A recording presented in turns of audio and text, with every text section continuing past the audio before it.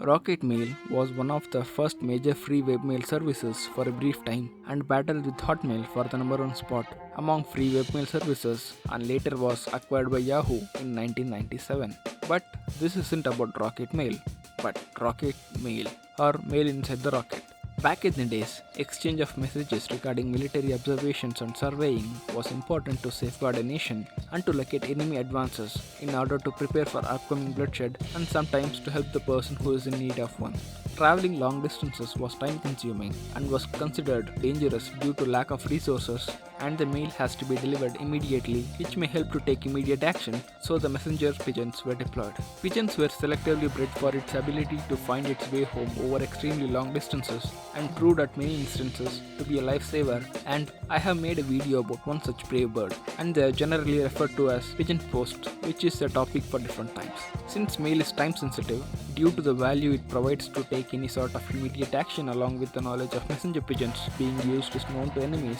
they are always expected to see one and take them down immediately, which compromises the seriousness of any given situation, which will certainly dictate the course of life and death. Though the technology was growing at rapid rate and telegraph lines were installed along the cities, but they were best suited for short notes, not for long reports or letters, and certainly not packages. On October 12, 1810, an article published by Heinrich von Kleist, the German author and editor of the Berlin Evening News, proposed the idea of using fixed artillery batteries to fire shells filled with letters with predetermined landing locations, and calculated that a network of batteries could transmit a letter from Berlin to Breslau, which is 290 kilometers or 180 miles in half a day. Hence, the rocket mail came to existence. It has been attempted by many organizations in many different countries with varying levels of success. The lecture by Hermann Ober on using rockets for mail delivery caused many experimentalists to expect the use of rockets for mail delivery as inevitable,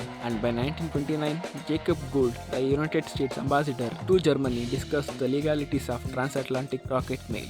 Pioneers such as Gerhard Zucker from Germany, Friedrich Schiedel from Austria, and Stephen Smith from India had tried their hand in embracing the use of rocket mail and achieved success in the very field. Stephen Smith from India was particularly encouraged in his experiments by Indian authorities when compared to his counterparts. Though he met failure in his earlier experiments, Stephen Smith went on to see superior results in launches conducted later, and he not only used the technology to launch mails but also carry food grains, medicines across a river to Quetta, which was suffering from the earthquake. In 1935, Smith also transported rooster and a hen by the rocket along with the mail across the Damodar River. The passengers along with the mail survived the flight, making it the world's first livestock transportation, and later carried a snake called Miss Creepy, which was donated to a private zoo, earning him the name Father of Aerophilately. The talks for implementing reusable small cruise missiles to rapidly deliver mail might be possible as little as 3 times the rate of airmail, and such systems should allow package delivery anywhere in the world in 30 to 45 minutes. But it was never put into action due to the cost factors and the numerous failures the mission witnessed along the way.